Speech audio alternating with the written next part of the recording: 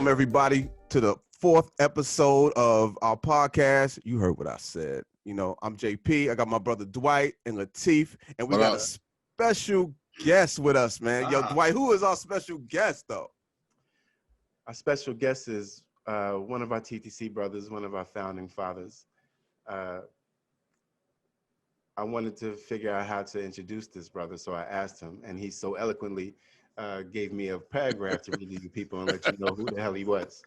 So I will read it to you. Robert, if I made a mistake, please let me know, and I apologize in advance if I do. Not a problem at all, sir. Robert McNeill. He is a master-level clinical sociologist, certified family education specialist, certified family anger resolution therapist, and a certified life coach. He is also accredited through the Association of Colleges and Universities. Rob is also licensed as a mortgage loan officer, and he is the CEO of Morgan York Consulting, specializing in would-be business owners. Ladies and gentlemen, please welcome, as our first guest on the You Heard What I Said podcast, Mr. Robert McNeill. Oh, thank you, fellas. It's an honor. We need an applause to be the first guest. Yeah, we need an applause button. I'll throw something in there. I hope I don't mess it up for everybody coming after me. Nah, don't let any of the brothers on the show, okay? Because this is what they do. Nah, welcome. We're going to talk to Rob. We got him on for a specific reason, but he's going to join us for the most of the show. And we got a special, topic we're going to talk about with him. But right now, we gotta get into what the most important news of the day of the year is. Yeah, we finally have a president-elect and a vice president-elect, the first African-American, Indian-American, Black woman, vice president-elect, man. Right. Kamala Harris. Like, this is a big deal, man. What do y'all brothers think about it? I think it's beautiful. I mean, I think that it's a long tradition of Black women being leaders and being in leadership kind of positions. So I think she'll do well, and I think it's time for the country to kind of heal from kind of like the foolishness that's been going on for the last couple of years. So I think this may be a good opportunity for it to happen, hopefully. Right. Yeah, I'm more relieved than anything. I mean, it's not over yet, but just having an outcome, and I could turn CNN off right now. It's been nuts. It's too much, man. It has been nuts. Yeah, I think, John, you said it best the last episode. It's not so much that of course we're happy for Kamala just for, obvious reasons. And Joe Biden seems like a okay dude. You know what I'm saying? He's not perfect, but he seems like an okay dude. Mm-hmm. But it seemed, at least early on, that we're finally going to have somebody in the White House who's presidential. That's what you said. Just be presidential. You know what I'm saying? We're not asking you to be perfect. We ask you to do your best, of course. Right. But the president of the United States should not be looked at as a buffoon by nobody. A joke. Right. You know what I'm saying? Exactly. You know what I'm saying? A constant joke. And that's what it's been, a dangerous joke on top of that. Mm-hmm. So, I agree with what you said. Just be presidential. And, hopefully that, Kamala and Joe will keep their promises. And it's up to us who help put them in office, make them keep their promises. But I'm excited about just like Chief said, waking up and, looking at CNN if you do turn it on and just not having them be like, what this nigga say now? You know what I'm saying? Like, right. What happened this time? So I'm excited about the future. Nah, I mean, it's a big deal. I know when I woke up this morning, I'm like, okay, now we can move forward. It's like, because it was like an election week. Like, it was crazy. Like every day, and that his numbers stood at 253 for 3 days. Right. Because they were counting all these votes. The electoral 253, and I think Trump had 215 or 214 or something like that or whatever. Like Nevada finished some shit. Yeah, and we were watching them count these numbers and everything. It just took mad long. And then it's like, it's going to be worth it. You know what I'm saying? And now we got what we want. You know what I'm saying? So, and actually, last night, my wife and I, we were watching something. We had forgot, like, Joe's supposed to speak tonight. Like, last night. Right. We were watching it. Right. So we had turned right when Vice President-elect Harris was on. She was talking, and We heard. I missed that shit. I didn't even. I forgot about it. I missed all that shit. I was asleep by like 9:30 too. You know what I'm saying? I was yeah, we saw her speak, and then we saw Joe speak. I mean, it was really nice, and it was like, okay, people were honking and all that stuff. It was a good thing to see, then. So I'm just glad that we can finally move forward. Like you said, a lot of work to do, but now at least I assume we're gonna go in a more positive direction, because these past 4 years have been crazy. When do you think we're gonna be able to actually really move on? Because I don't know how long these legal challenges by old boy are gonna take. You know what I mean? Yeah, it's gonna be a while, and he's still there till January. Yeah, that's what I'm saying. On top of that, yeah, right. He's not president. He's not gonna go quietly. Nah, right. Nah, not at all. And he gonna try and fuck something up while you're in there. He already told niggas, yo, no stimulus check. No stimulus check without this election, baby. Like y'all gotta wait, baby, till now. You at the earliest, right? You're talking what, February, March, right? Joe can get in there and do something. Trump, like, damn, he's gonna. I was thinking it's like buying a foreclosed property, right? Somebody got foreclosed on, and you come into the property and there's no water heater. All the cops out of the house. You just knew that the people left very upset about what took place, and I think that's the way Trump may leave things. Yeah. I don't doubt it. Like, you gotta be super embarrassed though. They celebrating all over the world. Right. Yes, I saw people dance, like people dancing in the streets. They rang the church bells in Paris. Yeah. Yo, I told my mom this morning, it felt like a country when an evil dictator got killed. Mm-hmm. And right. People are people are celebrating, or evil dictator lost the election, now he's gone. And people, like, we celebrated when Obama got elected for totally different reasons other than the guy that we wanted, won the presidency. You know what I'm saying? So this time it felt like that. You know what I'm saying? It didn't feel like the brother winning, of course, but it felt that the jubilation that you see from other people. And the thing that pissed me off, I was saying, y'all niggas think that racism is over now. I was like, son, nobody thinks about that. Like, nobody thinks that. And like, you were so, when people say stuff like that now, like, y'all being stupid. Nobody thinks that. Nobody. Right. Like, I mean, nobody that I know or none of my people know think that racism is over. Like, are you kidding me? Yeah, to even say some shit like that is just disrespectful to us.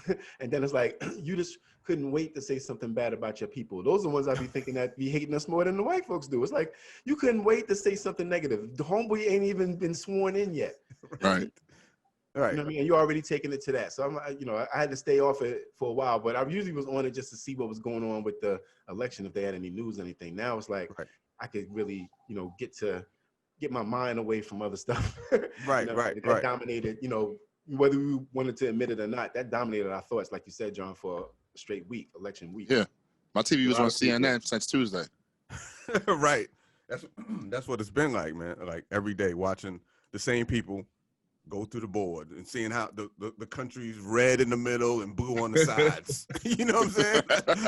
That's basically what it looked like. A lot of real America. That's the real America in the middle. And y'all sort of memes was like the Negro travel guy.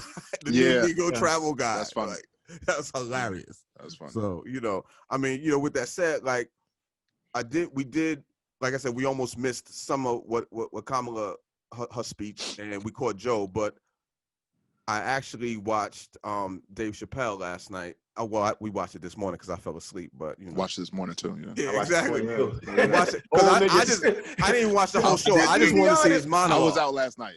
Yeah. Okay. I wanted to see specifically his monologue. Like, I ain't worried about the whole show. I'll get to the whole show later. But I haven't watched it yet. I just want to see what he had to say because, as most people remember, he spoke the week Trump won. He was on Saturday Night Live that weekend. So, and it was hilarious. For those who haven't seen his monologue for that one from 4 years ago, y'all got to go see it. It's on YouTube. But this one last night, boy, like he's masterful in he's not just one of our great comedians. He's just a good public speaker. Like, you just want to listen to him tell a story. Like, he's captivating like that. Very relatable. Yeah. Very matter of fact. You know what I'm saying? It's not too much, fluff around it. Right. Very real. he pushed he Yes. pushed the envelope a couple times last night. I was like, Yes, whoa, whoa. You might want to holler at you later. You know what I'm saying? What's going on? But luckily, it seemed like the people was riding with it. A few people that were in there seemed like they were people that would get it. You know what I mean? There's some people uncomfortable in there though, but yeah, You can but tell that's from the last. yeah. most comedians. The good ones make you feel uncomfortable. The good ones do though. Yeah. You know. But that's his thing though. It's like he's a master at. It's not so much what you say, but how you say it, because he can say some of the wildest stuff that you may think is wild, but it's very poignant. But people don't take it as venom, right? Whereas somebody else could say the same thing and they would be canceled, banned. You never see him again. They probably be on a boat somewhere. Yeah. But when Dave Chapelle says it, it seems like people go, The delivery. Yeah. His delivery. Yeah. Nowadays, Maybe that's a very valuable, I guess it's an attribute to have, because now you can get canceled left and right for anything. You know, Right. Right. Him being allowed by most of the masses to say that shit, because you know what he's gonna say is gonna have everybody thinking. Right. You know, Right. even the people that don't agree with him are still gonna think. You know what I mean? So to be able to say that and then say some real, some edgy stuff and not, have people jump out the window over it is admirable. You know what I mean? Because you don't get that. You don't get that much rope nowadays. Yeah. And I feel like you can't cancel him because he left on his own already. So very good point. Yeah. Right. Like he definitely he good either way. Yeah, exactly. And I think people know that, so it's like they accept it. Like they know how he is. That's like a special kind of freedom. Exactly. That's a special kind of freedom to have. Right. Like, and I love to do. So with that said, where do you rank Dave Chapelle, like among our great comedians? Like, is he Richard Pryor? Like, because to me, I feel like he's reached how we revere Richard Pryor, like most comedians do, in my eyes. And I'm not a comedian, so but I'm just saying I feel like Dave is at that level to me. I don't know how y'all feel about it, but I think he is that good. The whole package, or like breaking it down for stand up and film, like. No, I'm just talking really about stand up. Stand up, yeah. I'm just talking stand up. Okay. Film, it's not much film to. Right. So That's not much film to. Yeah. I would put him in the top 5. Definitely. Okay. I would put him in the top 5. From what I've seen, I haven't seen a lot of Red Fox, but like what I've seen, like Richard, Eddie, right, Chris, him, like I'll put him in my top 5. Like he's the realest to me besides Richard, really. I put him in the top 5 too. I think that we were forgetting to mention somebody. Bernie? No. George Carlin? Definitely George. Well, definitely we should have said George, but I think because of his circumstances, we are forgetting how great when William H. Cosby was. When it comes to that lane, as far as like his talking and getting people to think and stuff like that. Now, he wasn't political, you know what I'm saying, like that. Right. When it came to, he was a master on there. And I think that because of, what he did, let's call it what it is, or what people, perceives him to do, people forget, you know what I'm saying, how ill he was. It's almost like how people forget how ill O.J. Simpson was when he played football. Yeah. Right. Yeah. Like people forget, like if you go back and look at like OJ highlights, you'd be like, God damn, like he was out taking people to business. Jumping over people. Exactly. Hurdling people, you know what I'm saying? Right. Some superhero shit, but then it's the thing with the knife. That's neither here nor there. You know what I mean? Shout out to OJ. He out here flourishing. He out here flourishing, living life. Got sun on his skin and all that. Contract is very important. Yeah. Right. But I would definitely put my top 5 comedians. Let me just, since we out here. Richard Pryor, Chris Rock, Dave Chapelle, George Carlin for me. And that 5th gets a little funny because, Eddie Murphy was a master, but it seemed like his stand-up, at least his famous stand-up, like I didn't see Eddie in the clubs like that. I was too young, so I saw Delirious and the other joints, and they was great. You know what I mean? Yeah, Delirious and Raw. Right. Then he went SNL movies and was out of here. He was like, right. Hey, mess with no stage no more. Right. But I think that Eddie Murphy is a better actor than he is stand-up. Yeah. Okay. But I think Chris Rock is. Go ahead, T. No, good. No, I just think he's a better actor than the group that we're talking about. Exactly. He's much better acting than the whole group. Oh, yes. Yeah. But I think Chris Rock is a better comedian than he is. Actor. I agree with that too. Yes. Much so. Oh yeah. So that fifth spot, it's you could throw Eddie in there, you could throw Bernie in there, Patrice O'Neal. Yeah. That's what I probably throw. Yeah. That's what I probably throw. Who else is and you know who else I love seeing stand up? Damon Wayans. Yeah. Damon, look, as on that stage, he is obliterating his brothers. And some of them are funny because I think Marlon was funny, but Damon Wayans was always funny to me. He was always the funniest stand up one out of them. Agreed.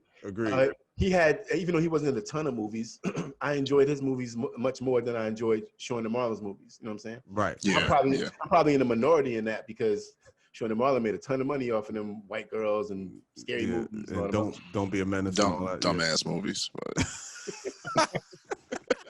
Of course. Who's your top 5 comics, Rob? I know you used to do. What's up? Yeah, I mean, who's your top 5? Hey man, believe it or not, like you were like spot on. Like I would go with Pryor first. I would go with Carlin second. I'm going with Chris third. I'm going with Dave fourth, and I'm going with Patrice fifth. And that would be my like order of it. I love Patrice big time because of what he did for the relationships between men and women, right? Because there's so many times at a comedy club that comics' scheme is to get the women on their side, right? If I can get the women on my side, because the women probably drag the guys here sometimes. So if I get the women on my side, then I'm good to go. Right. And he was like, no, I'm going to tell it like it is, and either you're going to like it or you're not. And I always thought that was a very brave way of doing things. And it was, I mean, his like theories, you couldn't just dismiss them. You couldn't just say, oh, that's the ramblings of a fool.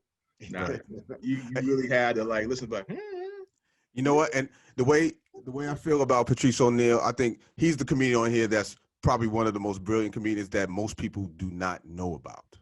You know what I'm saying? Like it's kind of like in the music world, like most producers, like hip hop producers' favorite producer is Dilla, but most hip hop fans don't know who Dilla is really. You know what I'm saying? So that's how I feel about Patrice O'Neal. Like he was that great. You know what I'm saying? And so for those who haven't seen it, just find his stuff on YouTube online or whatever. Like he's like the dude was really good. Like that was a great analogy, actually, John. Yeah.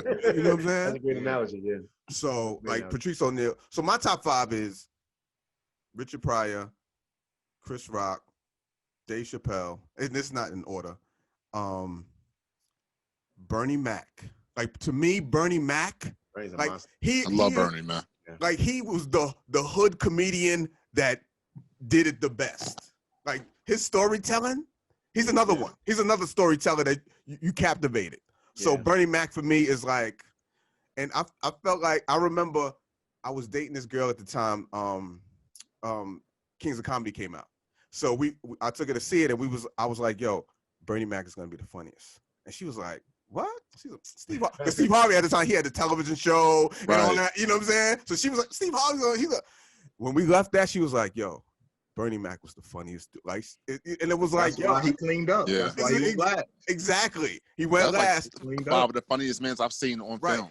And at the time, he had no television show. The rest of them was on a television show or had a show. And he was the only one that didn't have a show at the time.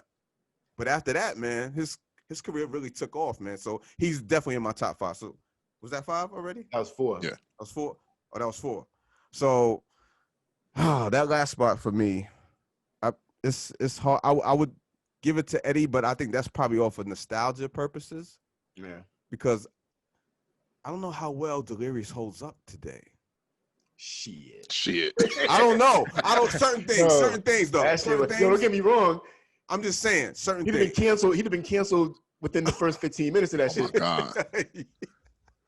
and Raw was even worse. But them shits was funny. They was funny. So I would give Eddie Murphy maybe that fifth spot. How about you, Teeth? Did you say you're 5? I mean, you're 5.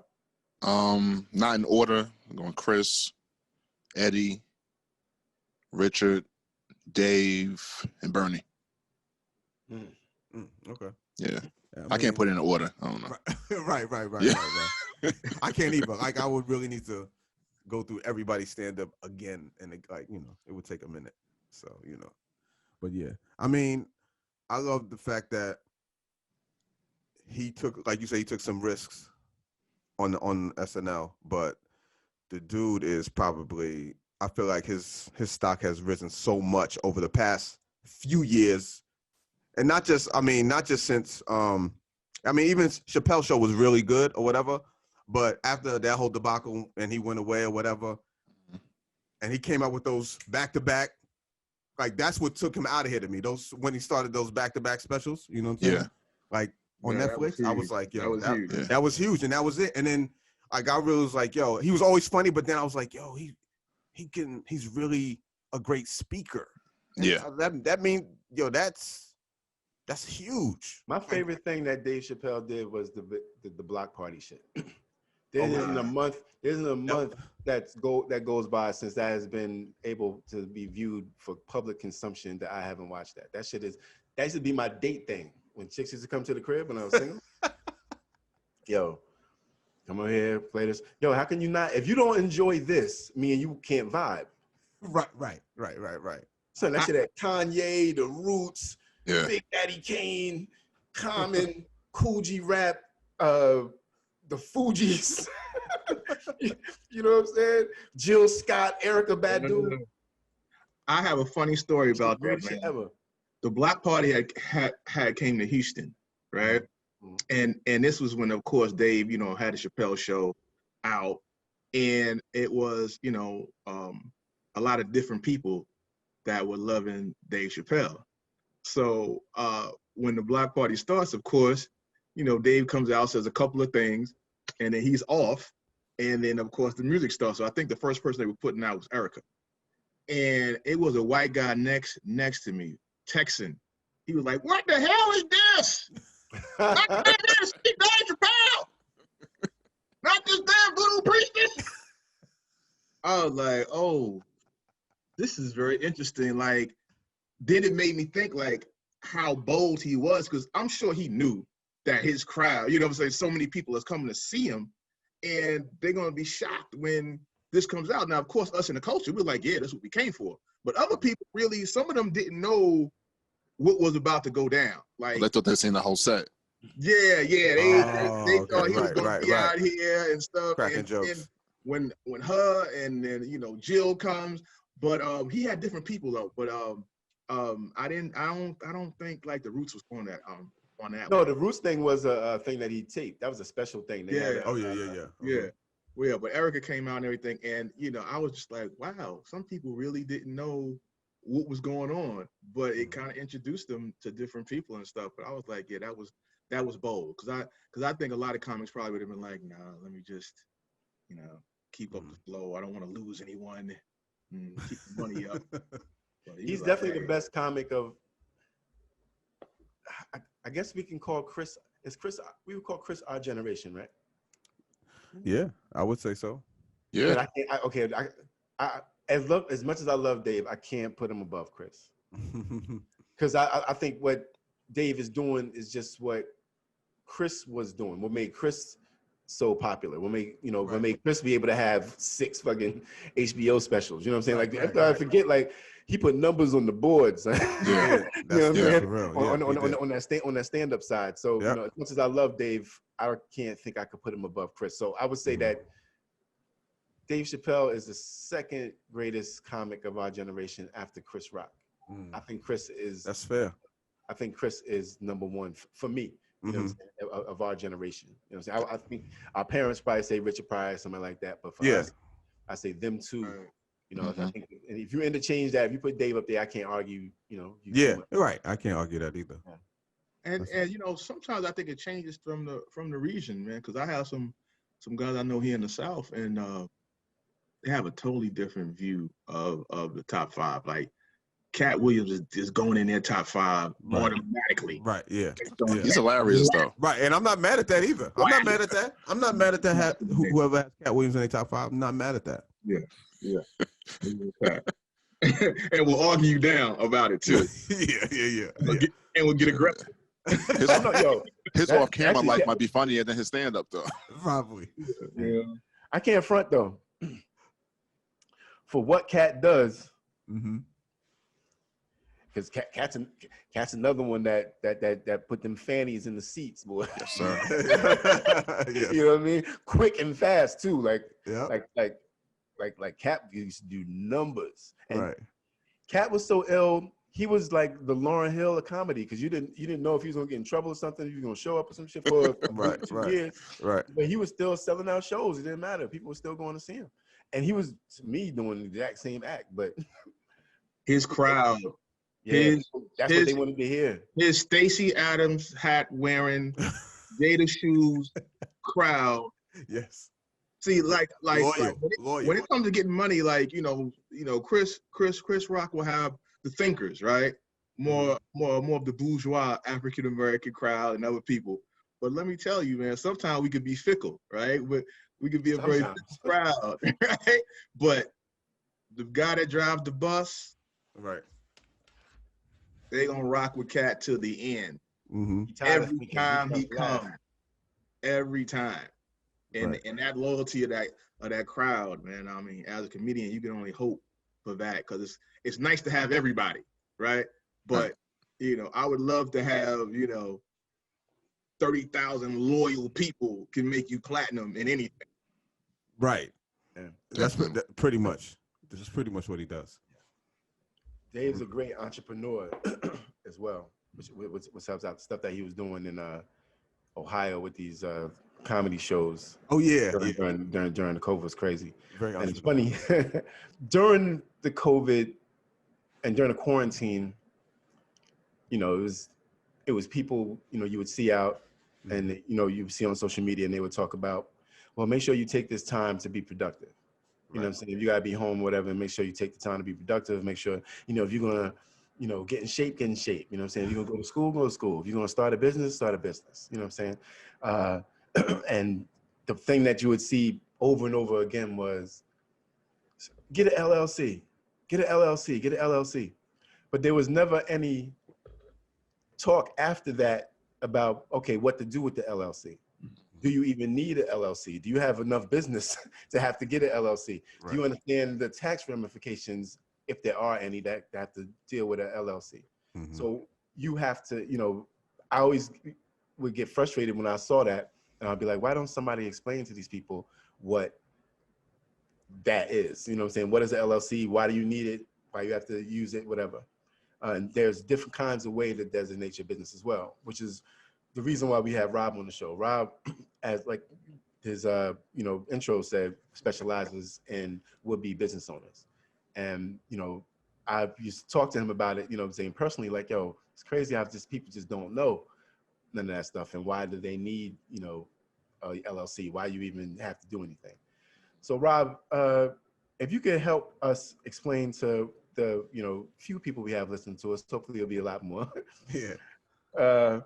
What exactly is an LLC? Why should a person get an LLC? And what are the different other types of business designations, like incorporated, corporation, S corp, things like that? I hope I didn't put too much on your plate. But no, not at all. You explain it to me while we drinking at 2:00 in the morning. I know you can do it right now. All right. No, man, ladies and gentlemen, once again, Mr. Robert McNeill. Oh man, thank you. I mean, it's very interesting because, I remember when I first started driving, right? And my dad was like, I'm going to get you your own insurance. And I was like, but that's going to be expensive, man. I'm like 18. And he was like, yeah, but if you hit somebody and they sue you, you don't have nothing to take. But under my insurance, because my father always thought people were going to take his house. They're going to take my house. So, you know, I had to wake up early just to shovel snow because he think people going to fall in front of the house. They're going to take my house. They fall in front of the house. So everything was about what? Liability, right? So I'm saying this because the LLC is limited liability corporation, right? So that means that the difference between that and like a sole proprietorship is this. If you're a sole proprietorship, then that means if you do something to get sued for, I'm coming out everything you have, period, everything. Everything you have that's in your name. Everything you have that's in your name. Okay. Right? House, cars, whatever you have, you know, cows, whatever is right. of value. Right. They taking it. They taking it. So like an LLC, you know, it's a difference between like you and the business, right? But also what's good about an LLC is that you still get the self-employment deductions that you get from the IRS, right? So you're still considered self-employed as in a sole proprietorship, but you still have that covering of the limited liability. So does the LLC protect you from anything in particular? It protects you from your personal assets being brought into the suit. Right. Okay. Right. It's only about what the corporation has. So nobody can take your house. There you go. That's what House is off limits. Okay. So, you know, unless you know, so unless you done something really crazy. But, okay. yeah, because lawyers are lawyers now, you know. But again, so what people will say a lot of times is that an LLC is when you have something to take, right? Yeah. Other than that, you know, you're just like a sole proprietor. Right? So then if we want to get into the next level of it, right? Now we're talking about a C corp, right? Okay. So a C corp is a corporation, standard corporation, right? Has unlimited stock shares you can give out.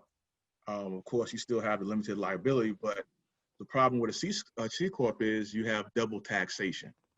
So not only are you being taxed, right, for the money that you bring in, right, at a corporate level, but you're also being taxed, like, because let's just say all of us start a C corp. Great. The corporation has already had to pay 30% or more for a corporate tax or whatever it is at that time. Then we say, okay, well, how am I gonna get my money out of this? They're gonna give you dividends. All right. So when I get the dividends, I'm taxed on the dividend. So now I got taxed twice. Wow. Okay. Because I own the C corp, right? So the corporation got taxed, and when I got the money in a dividend, then I got taxed personally. Okay. So what would be the reason why somebody would? I mean, I guess you got to be making enough money where a C corp makes sense for you to have. Because then it's all about the deductions. See, everything is balanced on one side or the other, right? So yes, you have more expenses and things to worry about, but you also have different liabilities. All right. So let's take that. Of why do people get S corps? People get S corps because for a small business, you're only getting taxed one time. A S corp does not pay corporate taxes. Okay, it's passed through to you as a person, right, on your personal taxes. So whatever your personal tax rate is. Right? But the thing about an S corp is there's rules to follow. Like anytime you hear corporation, right, outside of LLC, LLCs were made because so many people were getting regular corporations, S corps and C corps, and were annihilating the rules. We're always getting in trouble. So they said, look, man, let's have LLCs, because the IRS doesn't even recognize an LLC. When you have an LLC, you still have to, because that is a legal type. LLC is legal type, right? When we talking about S corps and so forth, now we're talking about tax purposes, right? The tax type.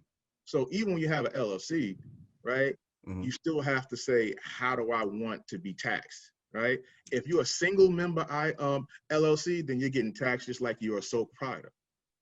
If you're a multi-member LLC, then you're getting taxed like a general partnership, right? So, all right, so Teef, you created your own company and you've been your own boss for a while. When you created your company, did you create one of those other distinctions, or did you do it? Did you do an LLC when you first started? I have LLCs and I had an S corp. My tax attorney at the time told us to do an S corp for tax reasons, as Rob said. Mm-hmm. The other businesses I've started where it's just me are LLCs. Mm-hmm. So like he was saying, in case something happens, I'm separated from any type of suit or judgment. Mm-hmm. So if you're just selling, say you selling cupcakes and stuff, right? Mm-hmm. Do you really need an LLC? I mean, if somebody gets sick off your cupcake, maybe. Exactly. Right. Right. You know. So basically, I mean, if you get into your own business, right, it's smart to do that anyway, just for liability purposes. Right. So like, say if you're like a photographer or something like that. If you're a photographer starting your own business, if you're a photographer or something like that. Yeah. If you're a photographer, does that come into play, the liability part, as it would if you got a food stand or a food truck or something like that? I don't think so. Well, this is when you get into, something, that I always talk about to my clients is research. Mm-hmm. You need to research your industry and see, is this a high lawsuit industry? Mm-hmm. Right? What's going on in this industry? Right? Like, how many people are really getting sued because he messed up my wedding and with these nasty pictures? This is some bullcrap. We can't stand them. I'm suing. Like, how often does that happen? Right? So that's what you're supposed to be gauging it by when you talk about, getting from a sole proprietorship to an LLC. Right? It's like because it could be like because some people who are in a high lawsuit industry. When they go in, so so LLC is like you need to do that. So if you're selling food, or anything that might have intellectual property, then you definitely need an LLC. Yeah, I would say, well, not some. It's really on the food, on the poison issue and people breaking out and falling out and things of that nature. So you want to be protected from that, right? Someone asks for no nuts or no something, and then they got it, and then they fell out and something happened. Well, then you want to be protected from that. So what about if you starting off, you selling T-shirts or something like that? It's like it depends, right? Yes, definitely depends, because each of these designations, right, C Corps and S Corps and partnerships, all it's showing is different levels of sophistication when it comes to the way you're being taxed, right? So because, like, let's just say in an LLC, right, if you're a single member LLC, it's like being self-employed. So when you're self-employed and you work from home, right, you can claim that square footage, right, that home office, as a home office. But when you have an S Corp, you can't do that. To claim it as an S Corp, you have to charge your corporation rent. They have a separate space. Right. And the rent has, what you can do with is, what's it called is like the business operating space. So you can still have it from home, but that percentage of the home, right, is being rented out by your corporation. Right. And every month when your corporation needs to write you a check for rent. You also have to pay yourself if you're doing that. Correct. W-2s. And it's also more scrutiny. Like when you move up in sophistication, people expect you to know this. So if you're talking about, I didn't make any money, I didn't do annual filings. Yes. C Corps are quarterly, S Corps can be annually, right? So all that stuff you just talked about, you got to do with LLC also, correct? LLC is treated as a sole proprietorship if you're one person. So again, that's on your C schedule of your taxes still. Right? So you're still doing the same thing as when people talking about I do hair or whatever, that goes, as self-employed. Right. It just protects you from being your personal assets being taken when you're sued. Exactly. But again, what we do is we try to make things, sound, bigger than what they are. Right. And really, any time you get involved with the tax man, you definitely need to speak with an accountant. So for those who this may be new to them and things like that, how much does it cost to start an LLC? Like those that may want to start an LLC, they're watching this, they feel like, I might want to do this. So like, what is the process of getting an LLC?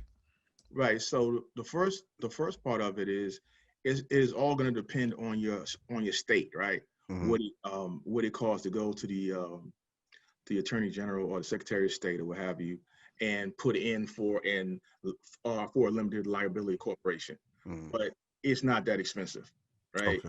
And also for doing your taxes, you won't really need to have an accountant, right? Because it's still like your sole pride. When you start getting into S corps and C corps and all that stuff, now we're dealing with different statements and different amendments, and that's when the cost of just doing your taxes, and you haven't even made, maybe you haven't made dime one, right? You pay like $600 to get your taxes done. And you're saying to yourself, huh? But it sounds good to you though. Oh, we have a corporation. Have you made? I ain't made a dime, but I got. What's the importance of opening a business bank account to separate it? Well, see again, that's when, for liability purposes, right? It depends on what's your category, right? So if I have an S corp, right, or any type of corporation, I want that separation, but between my personal assets and then the business assets, right? Especially C corp. With an LLC, you could do it as well. I always say that it's best to have it separate, right? So that way, because it's easier for you to see what the business spent, what the business made, and also, and my wife always stays on me for that, because you can't commingle funds. Is like my biggest thing, right? So you have to keep a track of all that stuff, because I'm real quick to I might have a project that I'm working on, and I might not have even brought the business card, and I have the personal, and I need to pay somebody, and I'm going to the ATM, and she's like, "Don't do that, don't do that, don't do that, Robert. You need to cut that out. You need to cut that out. Tell you paying tomorrow." And I'm real big on paying people when it's done. So she's like, "Well, then you should have planned for that. What's the card at? It's on the table. Really? You're a great businessman for that. Do you tell your clients that you leave your business card on the table? You run out." I'm like, "No, I don't." Ooh, hilarious. What do you think the biggest challenge you've had to deal with helping people start their businesses? Because I feel that you probably went to some people that already were doing something and they weren't starting it from scratch. So I guess you helping them get it streamlined and getting their paperwork and everything in order. What is the biggest challenge that you had to deal with dealing with entrepreneurs when trying to set them up in their businesses? Actually, I like to refer them to one of my business partners, to accountants, to lawyers, if it's necessary. What I really do is help them with the vision, because so many people have a business or want to have a business and can't really even explain to you what it is, first of all, and second of all, what's your competitive advantage? What makes you better at this business than everybody else? So my first thing is we need to get your competitive advantage, because just the fact that you opened up, I mean, what is that saying? I'm a good cook. There's a lot of good cooks. What do you do? What's your product that's better than everybody else's? Right. Is your ribs better than everybody else's? What's your competitive advantage? What are we doing here? Right. So that's kind of what helps. So those hard conversations, right? Because it's okay, I'm gonna open up a t-shirt business. Okay, so all right, great. What's your competitive advantage? I mean, is it in your design work? Are you graphically gifted, or is it the ideas? Are they some ingenious ideas? No, they just regular t-shirt. Okay, so you gonna sell some regular stuff that everybody else putting out, and you feel you're gonna be successful. All right, well, let's do the research on how that works, and let me talk about what your chances are, in business, when you don't even have employees and you're working out of your house. Right. So, yeah. So I've kind of studied this, man. I'm working on my PhD, and my dissertation is actually on African American women entrepreneurs. So I've been studying this for the last 4 years. So that's why I really like to help people get the vision together, right? And what's your skill set, and what's the competitive advantage? So if you had to give somebody that wanted to start their business, or and get it legitimized, what would be the best piece of advice you would give them? See, I came to you right now and be like, "Look, man, I got something going. It was something I was doing on the weekends, but it's popped off to something better." What would be the one piece? I'm me and you in the airport. I just passed you in the airport. Me and you were talking at the airport bar. I'm about to go to my my plane. What can you tell me before I get on the plane. That's gonna help me out. I'd ask you a question. My first question would be, what's your mission statement? What you doing this for? What are you trying to do? What's the mission? And then I say, if you're having problems figuring it out, call me. I help you out with it. Of course. Always be closing. Always be closing. Always be closing. Movie, man. That's what's up, man. Yeah, Rob, we definitely appreciate you, coming on and spitting the gifts, giving us some jewels for, people trying to start their businesses, for our entrepreneurs out here, because a lot of us are doing a lot of different things, you know what I'm saying? And like, I was just thinking the other day, like, I don't know, any of my friends don't just do one thing anymore. Like, a bunch of us are doing multiple things. Like, we're entrepreneurs. Some may have a full-time job, or some may not have a full-time job. They're working on their passion, or some doing both, and then they're trying to balance that with the family life and all that. So I know I'm doing it myself. I have a full-time job, and then I'm an entrepreneur. I'm doing other things on the side and trying to balance that with a family. It's very difficult. You know what I'm saying?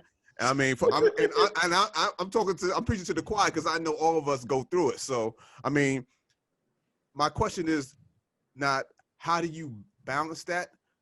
How are you balancing it? Is it working for you? Are you struggling with it? Like, or is it smooth sailing? Like, for me, it's like, it could be worse, but it ain't. I don't got it all figured out. You know what I'm saying? It's because my wife and our schedules are so different. And then, my daughter, she's in college and she's working, and it's like, we're all over the place, but it's important to have that family time too. So, but my passion is important to me.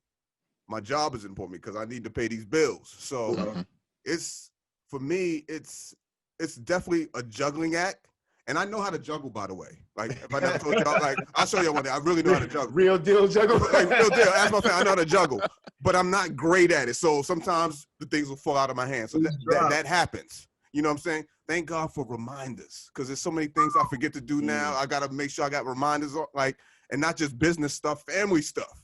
And I don't want my wife mad at me because I couldn't remember, you know what I'm saying? So it is a constant struggle, but it's worth it, because I am pursuing passions. I am being with my family. I am trying to pay these bills. So, but it is a struggle. So I want to know from y'all, are y'all struggling with it? Is it smooth sailing? Like, talk to me about that.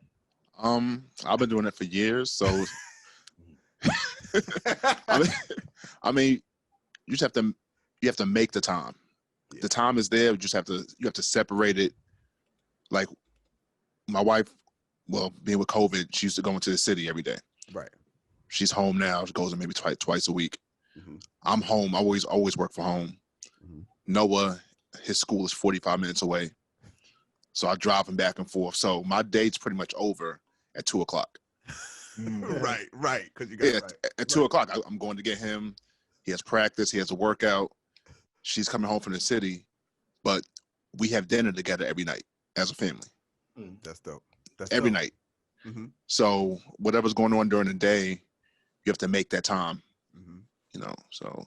But how do you balance between, because you work from home, so you got to spend hours of that, tending to what's going to make the donuts. You know what I'm saying?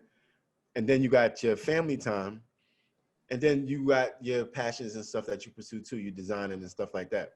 When do you find the time for your passion? Because that's the hardest part, especially when you're married. I know. Right. It's hard to, I used to always joke, like, dad hours are between 2 and 6 a.m. Right. Right. You know what I'm saying? Because all the other time you got to devote that to the family. You know what I'm saying? Even during the time, I come home, I say what's up to the kids. We eat dinner. You know what I'm saying? We spend some family time together. We play game, watch TV. They got to do homework, Then they go to bed. Okay. And then we, my wife, she taking care of whatever. I still got to be a husband to her. You know what I'm saying? And then it's like, now I got to take care of me. And usually that should have happened in the wee hours of the night. Exactly. That's 1 o'clock in the morning. But then it's like, okay, you got to figure out sleep Right. Exactly. And all that. And I thought it was going. And when I got divorced, it's not like that changed. It was the same thing. You know what I'm saying? Yeah. The same schedule. It's like, yo, I gotta take care of the things that gotta get taken care of. You know what I'm saying? Even now more with the kids because I'm not with them. I gotta be, even more with that. Right. So then trying to find time, like I used to feel guilty about doing stuff if I had free time. Because I would think like, well, damn, my kids just live 15 minutes from me, so I can go over there and grab them and get some ice cream or something like that. Mm-hmm. I never thought about, well, what about you? You know what I'm saying? What about you? What about the stuff that you like to do and stuff like that? Like they'd be all right. And a couple people I talked to actually had to put that in my mind that it's okay to go and have a drink. You're not betraying nobody, you know what I'm saying, in this hour that you out here doing. You know what I'm saying? Now, if my kids is walking around with holes in their pants and all that stuff, then that's probably different. Right.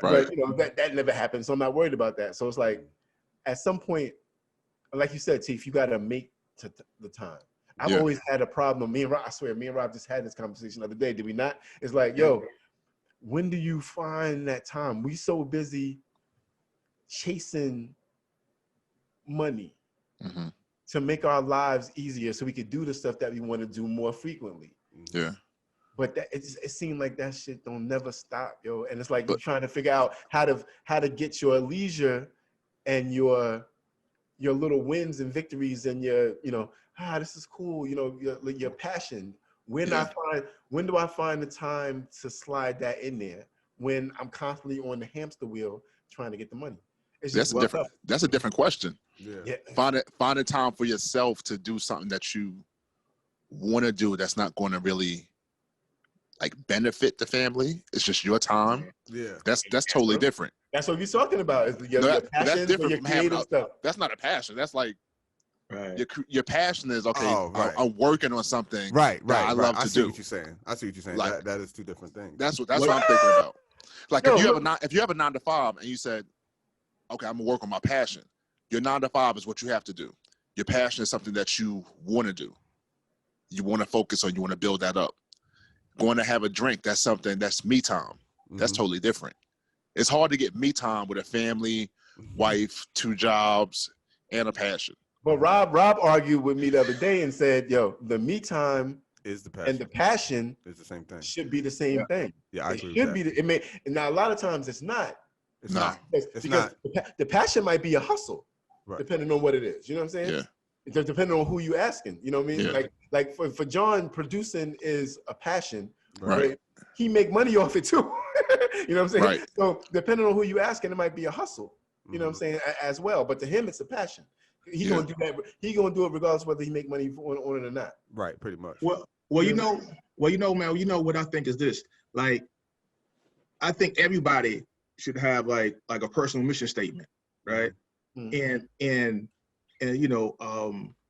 mine is to educate and entertain individuals to the point that they are willing to pay me to do such. So everything I do is in the mission statement. Okay. Right? Educating, entertaining, one way or the other, right?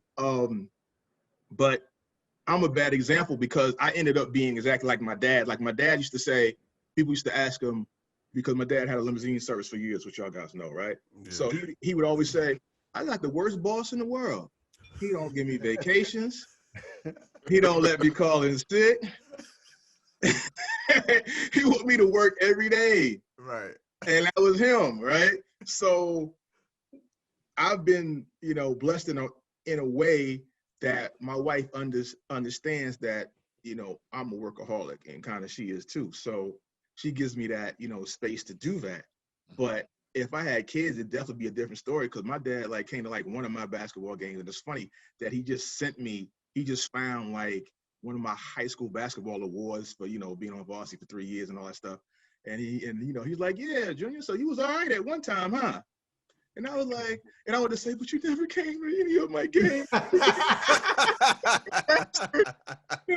Send me this. Where were you? I looked in the stands and you weren't there. That's real though. But that's why I give so much respect to parents like Lateef, man, because I really feel like if I would have had like my parents in the stands watching, like I'd be, oh yeah, I'm going off for 40. I'm going for 40. Give me the rock. I gotta go for 40. But when I told my not there, pops, you're like, I'll be in the league if you would put the time in with me. Yeah, man. Yeah. He was at one of Noah's games when he was young. Right. Now he want to be grandfather and come to the games and stuff. He's like, oh, Noah's really good. I work out with him every day. I was like, you would have did this, I'd be in the league. Yeah. Get that sass out your voice. You talking to your father, boy. Yeah, man. Man, whatever. That's that thing. That sass out your voice. That bass. But but now, like I understand, you know, where my dad was coming from. I understand what it was because now, you know, he's retired and he's, you know, and he's straight and everything. He's like, you know, that's what all of this was for. And I'm like, yeah, I get it. But I think that our generation does a better job at, you know, blending that. But you know, since I don't have kids, it kind of gives me more the freedom to say, all right, well, we're gonna lock up for 12 hours and we're gonna get this together right now. And that's what it is. I actually think that what you said was right, Rob, about the generations. I think our dads saw their dads just be straight providers if they were there. You know what I'm saying? It's like, I saw my dad go to work. Sometimes he had 2 jobs. You know what I'm saying? So Tone told me his dad had 2 full-time jobs. So that means you're away from the crib for 16 hours. When you come home, probably most of your people are asleep. Yeah. You know what I'm saying? But you out here, you know what I'm saying, grinding. So nowadays, I think that especially if you had a dad that worked all the time, or if you didn't have a dad that's around, you're trying to make sure that the stuff that you missed when you were young, you know what I'm saying, that you don't want your kids to miss the same. Sometimes that happens to your detriment because, you know, the time that our fathers would have been out there working, we could have been doing the same thing. But I think that we understand, at least now, and I know I do, and most of my friends do, that we're gonna be all right. Like as long as the bills is taken care of, the kids don't care about none of them gifts. They don't care about none of that shit. They don't care about none of them sneakers. They don't care about none of them toys. They don't care none of that shit. They remember the time that you and them went to go get ice cream on a Wednesday. Yep. Yeah. Some shit you totally forgot about, and they will remember every detail of that shit. Right. And when I had my first kid, I was young, so I didn't understand that. So when I had Kai and Case, I vowed like I was never gonna let chasing money get in the way of me being a parent again. Right. You know what I'm saying? It messed up my marriage. You know what I'm saying? But it didn't get in the way, you know what I'm saying, of me being a parent. I think even Mari would you know, admit that. So I, you know, with that balance, it's a lesson learned. A lesson learned. You know, I wish I could have learned it the easy way. My life might have been different now. I learned that the hard way about trying to have a family balance. And I will tell that to anybody who is in that position where you got there trying to chase it. Like, look, I get that. You know, as a man, I understand that money is real. You know what I'm saying? It make us feel good. It gives us, you know, at least temporary freedom to do a lot of stuff that we need to do. Yeah. But, you know, I mean, no, I definitely understand. You know, like right now, you know, my wife and I, we both are like, she's more of an entrepreneur than I am because she is really hustling. She's doing so many different things. Yeah. And, you know, sometimes it's difficult. You know, sometimes we struggle, sometimes we do okay or whatever, but it's all worth it because we have the flexibility to pursue passions. And that's worth it. That's worth it. We don't know what the outcome will be. We don't know if we'll gain monetary, you know, a big pile of money from all these things that we're doing, but we're doing it because we love to do it. So as long as we got that, that's always the important thing. The money will come. But the fact that my wife is able to pursue her passion, that means the world to me. You know what I'm saying? And I get to do it myself. And of course, you know, I would love to be a big time producer or director, whatever. And that may come in time, but I'm doing it now. And I love it. You know what I'm saying? That's like Rob, Rob was saying, your me time and the passion should be the same thing. Like I find so much joy when I'm doing those things. You know what I'm saying? So that kind of does become the me time for me. You know what I mean? So that's super important. It's good when you have that help. Like, if you have a wife and y'all are both doing it. Right. y'all going through the same thing, so y'all understand each other. That having somebody, yeah.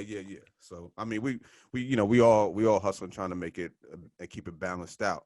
But listen, that's real stuff. But I want to switch topics real quick because before we get out of here, one of speaking of I said I produce, I make music, things like that. Another producer made a little bit of announcement this week talking about not the next verses, but verses coming up in the future could be Tribe and OuKast. Is that definite yet, or is that solidified, or is that just he was just talking? I sound real because he posted it on on YouTube. I think he put it on his IG. I didn't hear anybody from those other camps debunk that. Right. So I assume that it's in the can coming soon. All right. So let's just say it's happening. Yes. My initial question would be who y'all got, but because I know all y'all, I pretty much know who y'all pick. But for the people who don't know, there's two people from Queens on here. I mean, we represent, we represent that bound, right, Rob? No matter where we at, as he sips the brown. Thank God for Nas. They got. See the disrespect. Anyway, A Tribe Called Quest versus OuKast. I know a lot of people will pick OuKast, and I know a lot of people will pick Tribe. I'm one of those people who's gonna pick Tribe, and I love OuKast. You know what I'm saying? OuKast is one of the greatest. Like, I have no problem for those who pick OuKast over Tribe. Like, I totally get it. It just won't be me. You know what I'm saying? Like, they didn't, and that's not a knock to them. And OuKast was dope, and I love most of the albums. Tribe resonated with me more, and you could say it's a time difference, but it's a 5-year difference between when they first came out. Tribe came out in '89, first album came out in '89, and I think OuKast first album came out in '94, so it's like a 5-year difference. So it's not really that much of an age difference. In hip hop, though, that's a big difference. That's the same era. That's the same era, though. That's the same era to me, though. No, I mean. They don't seem like the same era. It don't seem like it. Who else was in Tribe's era? Leaders of New School. Leaders of New School, Brand Nubian. That don't seem like OuKast era. All the native tongue cats, right? All the native tongue. Yeah, because they were either early 90, late 80s. So that's that Tribe, Leaders, De La. That's the like. 94. You don't count 94. 94 is not the early 90s. We calling that the mid 90s. It's technically the early 90s. Well, when did Wu come out? Listen. 93. Remember, don't forget, OuKast was at the first Source Awards, right? The first televised ones. The first televised Source Awards. Right. That was early on. Tribe was still a viable thing. OuKast was doing their thing at that time. I understand what people are saying. There is a bit of a time difference. Yeah, but not that big of a one. Not that big of a one. Not that. And I think it's a more fair. Yeah, but listen, a more fair competition, if you want to call it that, or comparison than Busta and T.I. Yeah, I would think they're more closer. Listen, they did the verses with Snoop and DMX. Snoop came out 5 years before DMX came out. Exactly. Yeah. You know what I'm saying? Exactly. I mean, with their albums, I mean, DMX had been on the scene or whatever, but when they dropped albums, What You Call came out, Doggy Style came out in 93, 92 or whatever, and then Hell Is Hot or whatever. I forgot the album, DMX album, but that came out in 97. So, I mean, when they announced that versus, I still thought Snoop was gonna beat him easily, in my opinion. But a lot of people had DMX winning, but nobody was like, it doesn't make sense. So it's like a 5-year difference, but that's not that big of it. It's not like a 10-year difference. I look at it like this though. I always looked at OuKast as the South's version of Tribe Called Quest. I get that. I always thought that if you look, let's look at all the groups that we thinking about, or just the groups that came out around that time. There's really no other comparison or no other matchup. Right. You know what I'm saying, between that. They all, they both came from Crews. What's name came from the Dungeon. What's name came from the Native Tongues. Right. You know what I'm saying? They had other people that were, I don't think, did anybody come out before OuKast? From Native Tongue? From the Dungeon Family? Dungeon Family? No, I think OuKast was first, I think. No. They wasn't? Who came out before them? Oh my gosh. Beef, I was with you. I'm trying to think. Yeah, somebody else came out who's of the producer family. that was Organized Noise. Organized Noise. Rico Wade and them. Uh-huh. I think they started with OuKast and then everybody else came after that. Goody was after them, right? Goody was after them. Yeah. So but I want to say this too, though. I mean, I love Tribe. I'm from Queens, but moving to the South in over '97, I could see what they was up against. Like when the Tribe came out, I mean, they could just get on the train and go and shop their demo, right? The OuKast had kind of a rougher way to go, and they was on LaFace on top of that. Like they did what put OuKast, what made LaFace mess with them. They first joint that they got on was a Christmas joint. But it was Southern Playalistic. Yeah, it was that song. Yeah. That wasn't a Christmas song. Yeah, they made them on a Christmas album. They made them put that on a Christmas album. But that's one of the first South artists that I bought on a Christmas album. Oh, I love Southern Playalistic. I love that song. I love that song. But this what I'm saying. If you look at, I just think that their vibe in Atlanta matched what the Tribe vibe was at that particular time. The way they dressed, the way they hung out, they crew, their camaraderie. It seemed like that was the verses make sense to me. Like it absolutely makes sense to me. Yeah, you know, it's just like it's probably more in line with I feel like more people should agree like than some of the other ones that people seem like, oh, I don't think this would be a good matchup. This matchup makes sense to me. Like so it's just a matter like it's gonna be interesting, you know, but it's just a matter of who resonated with you more. You know what I'm saying? Like I said, I wish we had a song list to go off. Yeah. Are the singles included? Will the singles be included? Will the stuff that you did on your own outside of the group be included? Or that's true too. Group stuff I like to see. Right. I think, you know, and with those two, I think all's fair because I think that you know, Tip got a couple of, you know, solo albums. Yeah. I don't know if Andre and Big Boy got solo albums. I know they did. Big Boy got some really great solo albums. Yeah. So he could pull from there. But that actually that kind of handicaps Tribe unless they allow Q-Tip to bring his features on. You know what I'm saying? Because he got probably more features than anybody. Well, you don't want Andre 3000 to bring his features. I'll tell you that right now. Because it was about a hot 3 years in the industry that I don't know how much he was getting for a feature, but good Lord, it seemed like he just blew on a record. Oh, he's the best the best lyricist out of anybody involved in both groups. It was ridiculous. Easily. And to be perfectly honest, I would say Big Boy is better than Big Boy second. Tribe. Yeah. You know what I'm saying? Yeah, I don't know if I agree with that, but that's okay. Tribe was not lyricists. They had a. They were good. Tribe is like I think Fife was a lyricist. Like our four tops. Though, I think Fife could go. I think Tip was way like had a lot of shit to say with his rhyme. I think went over a lot of people's heads. That's just my personal opinion, but that's true. Abstract. You know what I'm saying? Right? Yeah, abstract. You know what I'm saying? So, but that might be Queen's bias, but I mean, I don't think so because I know this music shit. So you know what I mean? So, even with all that shit I said, I still would pick Tribe 10 out of 10 times. With that said, I know that could be bias on my part, but there's no song. It's not biased. There's no song that OuKast put up, and I love OuKast. I got albums. And I bought physical albums before streaming time. I smoked the crumbling herb when it comes on. T, what's your favorite Tribe album? Yeah. I mean, what's your favorite Tribe album and what's your favorite OuKast album? Favorite Tribe album? Damn. Shit, I got it. I don't know. All right, let me just say, mine's is Midnight Marauders. Midnight Marauders and Aquemini is my favorite OuKast album. That was the second one, right? Third. I like that. Both of their first works for me. Low End Theory, I like, and then of course, who was the first one? AT Aliens. No, the first one was Southern Playlist. Which one is like Me and You? AT Aliens. That was the second one. Okay, that's my. And then Aquemini was after that. Yeah.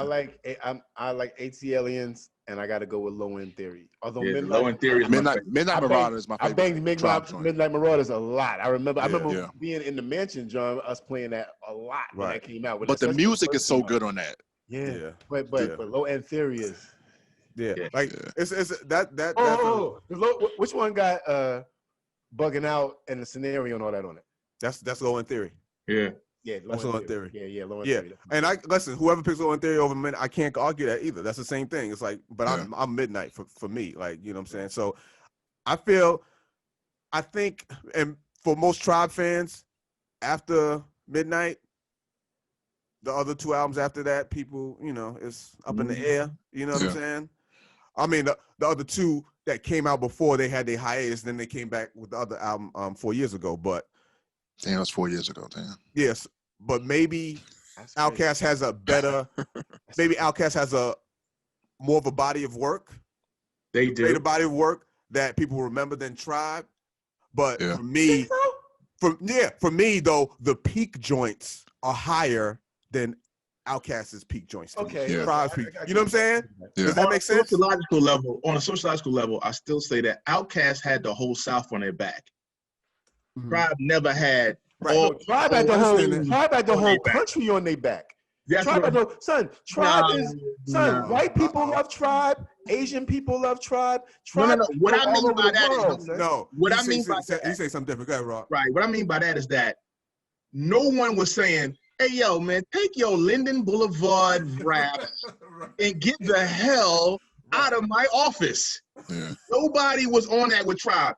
But for OuKast at that time in the South, it was like, what is this country foolishness?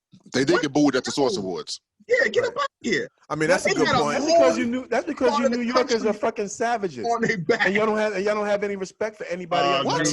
New Jersey was not holding back any booze for Southern. That's because you New Yorkers are savages and you don't have any respect for anybody else. Well, how you sidestepping out of this?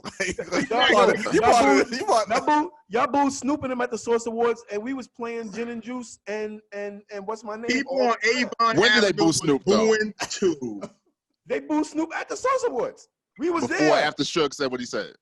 Right. Correct. He said, y'all don't love us? But Suge said something first. Yeah, and they booed after that. And then Snoop said something. We was messing with him until Suge said that stupid shit. Exactly. Right. You're right. All in the video. That leads back to Biggie not being here. That sentence. Yeah. All in the video. Come to death row. Yo. Why we bullshit? Biggie and Pac, maybe. Yeah. Well, you know what? After watching the Drink Champs deal with Mike Geronimo. Oh, I haven't seen that. Oh man, I'm really starting to realize that this whole Tupac issue is just mired in street shit. It's just so many street characters that are involved in this thing. It's ridiculous. Even when he goes to the West Coast, it's just this street. It's like it's ridiculous. That was Pac's issue though. Pac was an excellent artist. He was a rapper. He was an actor. He was a poet. He was a real dude. You know what I'm saying? Because he defended brothers who was getting shot to two undercover cops. Like Pac was a real dude. Yes, sir. The problem was he wasn't a gangster. No. And he affiliated himself with gangsters too. On every coast. Yep. On everywhere. On both coasts. And his affiliation with gangsters ended up getting him killed and actually getting shot first and then getting them killed. That was the issue with that. He was not that kind of guy, but he ran around them motherfuckers. And when you run around those, you can catch strays or catch snipes, and then if you wrong one like he did with Jack, he tried to they tried to teach him a lesson. And he come out here running around here trying to be thug like a Suge. You know what I'm saying? Like Bloods claiming Bloods, and then now it's an issue. Yeah, you know what I'm saying? Now you're not here. You should have just kept his art up. Yeah, listen. I mean, that would be a nice versus if they were still here, Tupac and Biggie. Imagine that shit went down if they were still here. I'm gonna tell you straight up. How many more songs? I'm gonna tell you. As much as I hate to say this, first of all, I'm picking Big. Let me say right. Okay. Well, tell us what you hate to say. Right. Go ahead. We're Brooklyn. Go ahead. On a versus, he would get washed by Tupac. Tupac got way too much. He got maybe 10 times more fans than Big, and I don't even think I'm being too much with the hyperbole with that. I think Tupac just got so many fans. Like Tupac got fans who and cult fans, like people will die for that motherfucker. Got tattoos on the back of him and shit like that. Like, but that doesn't mean he would get washed, though. No, about the that don't mean he songs, would get though. washed. No, I just think no. Like I said, I think Big will win. Okay. I think in the Versus platform where you got the people on IG and the comments and all that stuff, I just think Tupac got so many fans that his fans will overwhelm Big's fans. I don't think Pac got one song other than. Oh gosh, you about to say something crazy? Right. Look. I say this with this caveat, and I know I'm gonna get killed for this, but I don't really care. You heard what I said. We know. I'm not a Pac fan. Me neither. Yeah, I don't think. I wasn't a big fan. He's not in my top rappers list at all. We've had this conversation. Yeah, he's not even in my. And we've had this with a Pac fan on here. As a lyricist, he's not my top 15. As a lyricist, he's not my top 15. Maybe not my top 20. As an artist, he's in my top 5. Right, because he was impactful. That's because he's impactful. Exactly. Right. Yeah. He's the most impactful. He's the most impactful rapper of all time. Yeah, I think New York rap is polarizing. Right. Where New York lost is that New York rap is polarizing. For a long time, it was hard for you to relate to this stuff if you were like south of North Carolina and down. He was like, I really don't know what they're talking about. What the South did and what the West did is they made stuff that everybody can like, okay, I get it. They made it simple. They made it simple to understand. Yeah. Gin and juice. Yeah, we're a little complex over here. Yeah. They created their own ecosystem. Buddha and bitches with beepers. Yeah. Yeah. Buddha bitches got beepers. We can't even get. We live in the South, but who have a beeper except drug dealers? Who? It's hard for them to get. Like it's like really what? But the South stuff is like, and the West Coast is like everybody, and then it's all melody and barbecue music. Singing, be happy. Yeah, everybody likes it. Barbecue music. Whereas with our stuff is like a reading assignment, giving your kids 20 pages to read of a academic journal. With our stuff, you got to listen and be like, huh, what? Oh, shit. Rewind that, son. What did he just say? But that's the beauty. I love an MC that can make me rewind. Not for that. I know. Not for that in their car or with their chick or whatever they doing. They not for, giving that much attention to. But that's an East Coast thing, right? We into that. Right. We into giving attention to what. But really, the top artists in every region have been able to really rap, though. Yeah, that's true. That's true. Yeah. The top artists right now are real rappers. I would say except for Hammer. He was no. Hammer turned into a pop star. He was never the top. Hammer was a pop star. In his region. Hammer would tell you he wasn't a rapper. Hammer made songs. I mean, Hammer was Oakland for a minute. Hammer too short. No. You can still be Oakland and understand. Look, Hammer was the Bay. Too Short said on one of his songs, "Freestyle," and I don't know how to do that shit. Right. Yeah. I ain't doing none of that shit. That ain't baby. Short, I'm gonna talk about these hoes. I'm gonna talk about these pimps. Right. I'm gonna talk about this drink, and y'all gonna love me. I ain't gonna say no word that's more than 10. I got more than 10 letters. Right. Y'all gonna love every minute of it. But let's be real. Nobody got independent money like South artists. Agreed. Period. Point blank. They developed their own ecosystem. They developed their own hip hop ecosystem. I think Earl E40 Stevens might want to have a word. Say it again. I think Earl E40 Stevens might want to have a word. Well, hold on now. If you really remember, who really put those Bay artists on big time? I know y'all seen the Master P biopic, right? No, she's not the biopic, but the documentary. P came down from New Orleans and put mad rappers from the Bay on because he moved up there. I'm saying, I'm not disputing what you're saying because I believe because the South had that. That's how they got on doing it on their own. So you got to give them that. All I'm saying is before you take Earl Stevens credit away from him, okay. You got to give him his credit. And look, none of us. I defy any of us to show us an E40 album in their collection on for iTunes or Tidal. Right. And he never had to think about none of that shit. Actually, it's not too many people that rock with E40 past the Midwest, like past your area, Rob, up Texas, Oklahoma, up in that area. You know what I'm saying? Because they got in Kansas City, because Kansas City and the Bay got a like a little pipeline there. But we wasn't rocking with E40. E40 gave us half the slang that's in hip hop right now. Right. Yep. Yeah. When you want to talk about very influential. Exactly. When you want to talk about influential rappers, you got to put E40 up there before a lot of niggas. Yeah. Yeah. You know what I'm saying? But that Bay Area, man, that Bay Area, think about it. A lot of the comics, right? Everybody's number one comic, Richard Pryor. Where did he get his chops at? If you ever want to look this up, the Bay. Oakland, yeah. That's when he came into himself. Before he was trying to be like you know, Bill Cosby and stuff. The Bay, that area is what brought it out. It's something about over there, man. It's something about that area that brings out the realness in people. It's super black up there in a good way. You know what I'm saying? It's super black up there. The history of black people up there goes deep in the Bay Area. You know what I'm saying? The Panthers from the Bay Area. Angela Davis started in Oakland. Angela Davis and them were professors at Cal Berkeley. You know what I'm saying? Like that's the Oakland Bay, Bay Area. That's and our people's history is a stronghold. Right. You know what I'm saying? Yeah. Something about it, man. Well, listen. I don't know how we got to the Bay from OuKast and Tribe, but that's how we do. You know how we do. We'll take it. We'll take you around. You know what I'm saying? Especially when we talk about hip hop.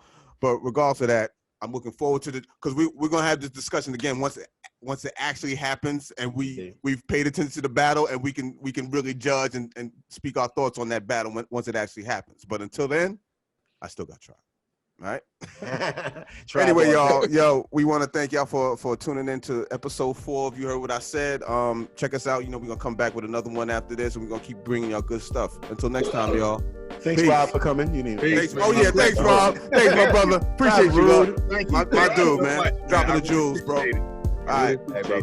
Peace. Peace.